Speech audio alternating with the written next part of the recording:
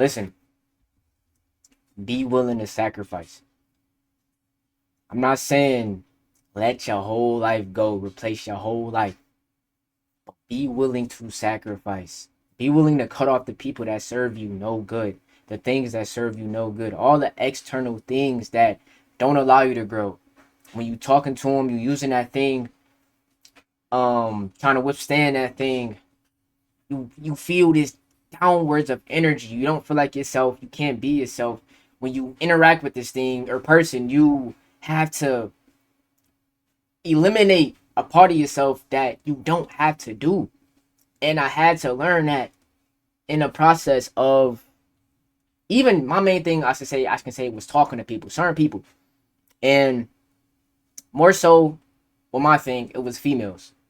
It was a lot of lustful thoughts, and it kind of rotted my brain in a way because although I don't really, it's something I'm working on. I should say I don't want to say I don't really do it at all, but it's something I'm working on. But the immediate thought of when you see a pretty woman, it's not immediately I gotta hit those, I gotta hit that. That thought in mind it was my main problem, and I had to fix that.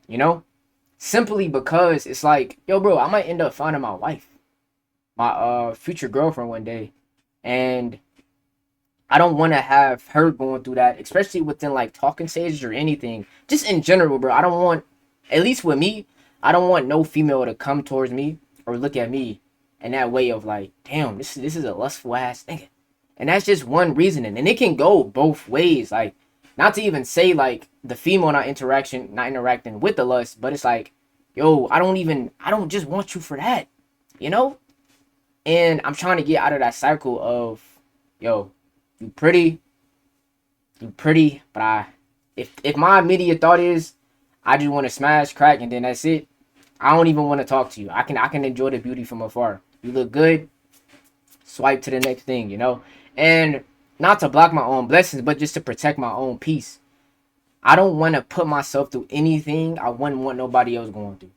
I don't want to put myself through anything I wouldn't want my inner child to go through.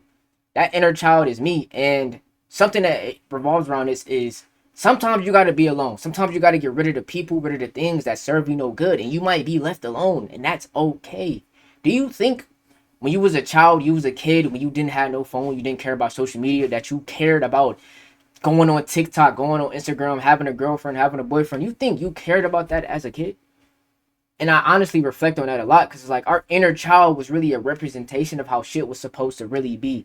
That imagination, that energy, that freedom of nobody can tell me nothing. You feel me? I'm gonna do it anyway. Not to say break rules, but like I'm limitless. I can do anything I want to do, and nobody can tell me I can't. On that type of thing. And I look at my inner me or like inner child as like a big inspiration of life. Like when I be journaling shit down, I'll be like at the end of it, I write for mini me. That's why damn near all my profile pictures on social media is me as a kid, because it's like that's who I look up to. You know, that's my main inspiration. I want him to be happy, so I know I can at least be fulfilled. I'm making a part of me happy.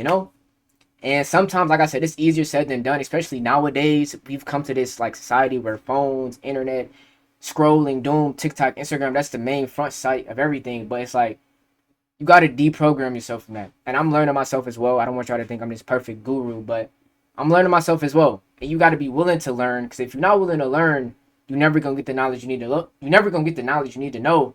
And if you never get the knowledge you need to know, you're never going to be able to put it into action that you need to do. And that's just that. So sometimes you got to be alone. Sometimes being alone will help you. I'm not saying you have to be alone for the rest of your life, but once you stop trying to force things and force yourself on certain people, the good, the energy you working on yourself, the good things, the energy, the things that you need to attract will come to you. Don't feel like you have to go on to anybody. And that was my thing. If it's not for me, say a person, say I get dubbed. You feel me? I'm trying to talk to a female, talk to a John. I'm trying to network with somebody, and they say no, or they don't want to talk to me. Maybe they don't want to be cool. Maybe they don't want to be, but maybe they don't want to be friends.